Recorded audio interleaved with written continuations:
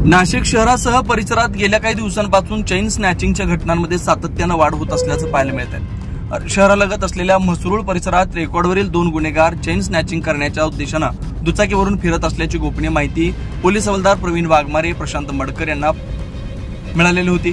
मिळालेल्या माहितीनुसार गुन्हे शाखा युनिट 1 च्या पथकानं पेठरोड येथील एकलव्य पोलीस प्रशिक्षण संस्थेजवळून दोघा संशयितांना ताब्यात घेतलं। शरद फुलारे, योगेश गायकवाड असं पोलिसांनी ताब्यात घेतलेल्या संशयितांची नाव आहे। पोलिसांनी त्यांची कसून चौकशी केली असता दोघेजण चेन स्नॅचिंग व जबरी चोरी करण्यासाठी आले असल्याची त्यांनी कबुली दिली। तसेच या दोघांवर याआधी विविध पोलीस ठाण्यात गुन्हे दाखल असल्याचं देखील पोलीस तपासात समोर आले।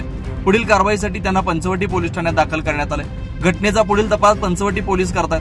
सदरची कारवाई गुन्हे शाखा सहाय्यक पोलीस आयुक्त संदीप मेटके, गुन्हे शाखा युनिट 1 चे वरिष्ठ पोलीस निरीक्षक डॉक्टर आंचल मुदगल, पोलीस उपनिरीक्षक चेतन श्रीवांत यांच्या मार्गदर्शनाखाली पोलीस हवालदार प्रवीण वाघमारे, प्रशांत मरकर, विशाल काटे, संदीप भांड यांच्या पथकाने केले। 9 न्यूज महाराष्ट्रासाठी प्रतिनिधी इसाक कुरेशी, नाशिक।